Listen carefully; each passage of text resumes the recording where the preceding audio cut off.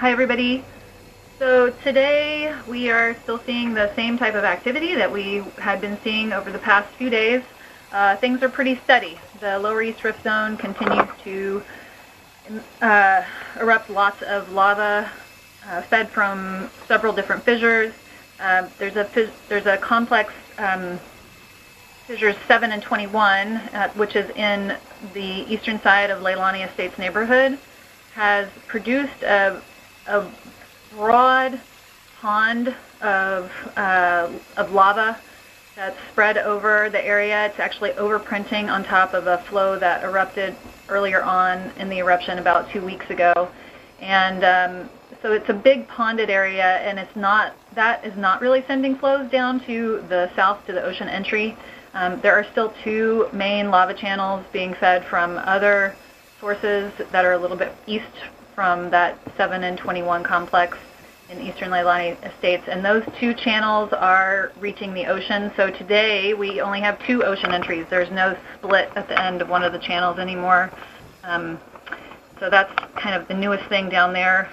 Seismicity is still relatively low, and deformation is pretty flat, so we're not seeing any ground movement up, down, or laterally. Up at the summit, seismicity rates are high. The larger explosive eruptions are occurring every about a little bit more than one per day is the average right now. And we're still seeing continuous, there's some continuous plume out of the summit. It's either really just water vapor, mostly water vapor looking like just a white cloud, and then occasionally there's some ash, and there is significant ashfall that's, well, not significant. There's ashfall that's occurring downwind and affecting communities. We are still getting lots of ashfall reports from the communities that are straight down the trade wind barrel. That's today's. Oh, deformation continues at the summit. We just had an update this morning, and it looked like there was about 1.3 meters of subsidence at the summit so far.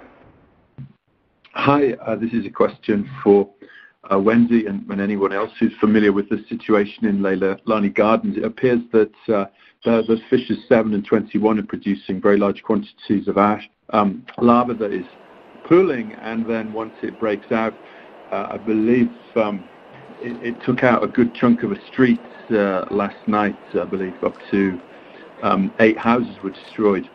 And Wendy, I wonder if you could just talk about that process and just how destructive things are getting there in Leilani Estates.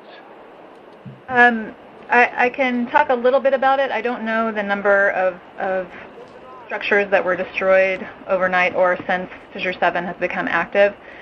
Yes, you are correct that it began moving kind of up and down one of the main streets. I can't exactly remember what the name of it is. Yeah, I'll have to look it up. So yeah, the street is Kaupili Street. Okay. So the process that's happening is the topography is relatively flat, and actually there's a bit of an indentation, so just a low-lying topography in this area of Leilani Estates. The fissure is erupting in this area. Lava flows are moving outward, but because there's no significant slope for them to travel down, the lava flow is kind of just filling up that low-lying area, and as it fills up, it's inflating itself from below. So yesterday on the call I mentioned that there's a crust or like an outer shell of lava that cools really quickly in some of these instances. So it's kind of doing that. It's crusting itself over, and then more lava will come up underneath, and it's kind of pushing the crust out, and that crust will spill over the edges at the margins of this very large pooled area.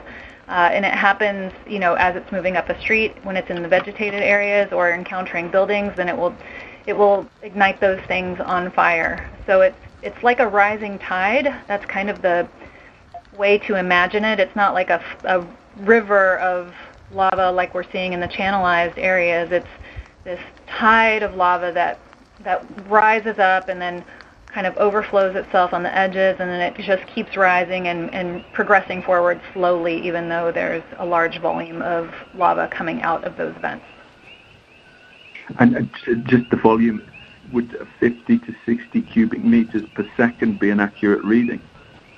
Again, we have not gotten some numbers on that yet. We don't know what the effusion rate is. Thank you.